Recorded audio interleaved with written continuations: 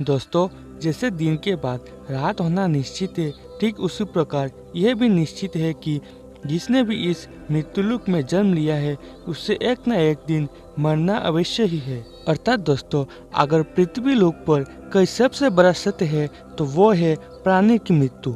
फिर भी कुछ लोग ऐसे होते हैं जो इस सच्चाई को स्वीकार नहीं करते। खैर दोस्तों, आप सभी ने देखा होगा कि हिंदू धर्म में मृत्यु के बाद शव को जलाया जाता है। साथ में आपने यह भी देखा होगा कि अगर किसी व्यक्ति की मृत्यु सूर्यास्त के बाद होता है तो उसका दाह संस्कार अगले दिन किया जाता है, रात को नहीं। ऐसे में आपने गौर किया होगा कि किसी परिवार में अगर किसी की मृत्यु शाम के बाद होती है तो उसके शव को अकेला नहीं छोड़ा जाता। लेकिन दोस्तों, क्या आप जानते हैं कि शव को रात पर अकेला क्यों नहीं छोड़ा जाता? अगर नहीं तो इस वीडियो को अंत तक जरूर देखें, हम आपको इसका जवाब बताने वाले हैं, जिसका वर्णन गरुड़ पुराण में विस्तार से किया गया है। दोस्तों, हमारे धर्म में मृत्यु के बाद शव को अकेला क्यों नहीं छोड़ा जाता है, यह बताने से पहले हम आपको ये बता देना चाहते हैं कि कब अथवा किन परिस्थितियों में शव का अंतिम संस्कार नहीं किया जाता है या फिर कुछ समय के लिए टाल दिया जाता है। दोस्तों, आपको सबसे पहले बता दूं कि हिंदू धर्म में अगर किसी की मृत्यु सूर्यास्त के बाद होती है तो उसके शव को रात भर घर पर ही रखा जाता है और अगले दिन उसका दाह संस्कार किया जाता है। इसके अलावा अगर किसी की मृत्यु पंचक समय में होती है तो उसके शव को भी कुछ समय के लिए घर पर ही रखा जाता है और जब पंचक काल समाप्त होती है उसके बाद ही उसका दाह संस्कार किया जाता है, क्योंकि गरुड़ पुराण में बताया गया है कि अगर सूर्यास्त के बाद अथवा पंचक समय में किसी मृत्यु शरीर का दाह संस्कार किया जाए तो उसे मोक्ष की प्राप्ति नहीं होती। इसलिए अगर कोई रात में मर जाए तो ऐसी स्थिति में लाश को लेकर शमशान घाट नहीं जाते और लाश को घर पर ही रखा जाता है और सुबह होने का इंतजार किया जाता है।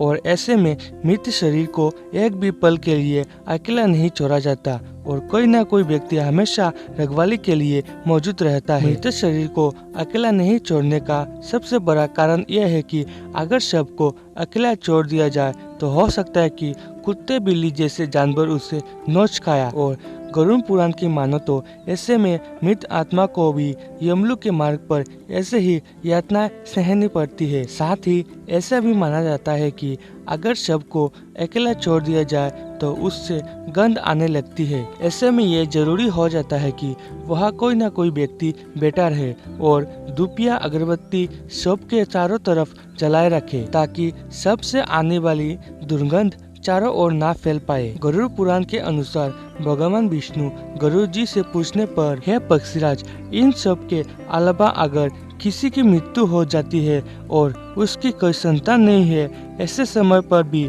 शव को घर पर रखा जाता है जब तक कि उसका पुत्र या फिर पुत्री ना आ जाए, क्योंकि जब खुद की संतान मृत शरीर को मुखाग्नि नहीं देती तो उसका उद्धार नहीं हो पाता, अर्थात वे कई वर्षों तक इसी मृत्युलोक में भटकता रहता है।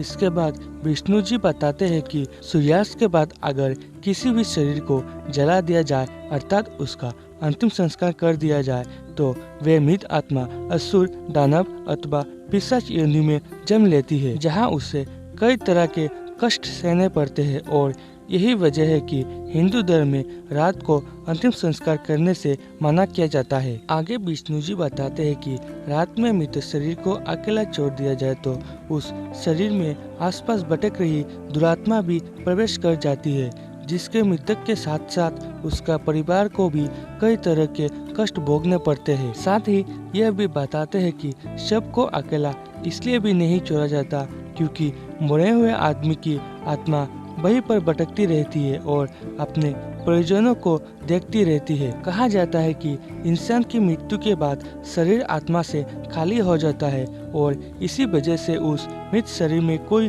बुरी आत्मा का साया अपना अधिकार जमा सकता है। और यही वजह है कि दोस्तों, रात में शव को अकेला नहीं छोड़ा जाता है, कोई ना कोई इसकी रखवाली करता रहता है। दोस्तों, आप इसके बारे में क्या सोचते हैं नीचे कमेंट बॉक्स में हमें जरूर बताएं। साथ ही अगर आपको ये बातें पसंद आई हो तो इसे ज्यादा से ज्यादा लाइक करें, शेयर करें। अगर आप हमारे चैनल पर नए हो तो चैनल को सब्सक्राइब करके रखें और साथ ही में बेल आइकन को दबा दें ताकि आपसे हमारी कोई भी वीडियो मिस ना हो जाए।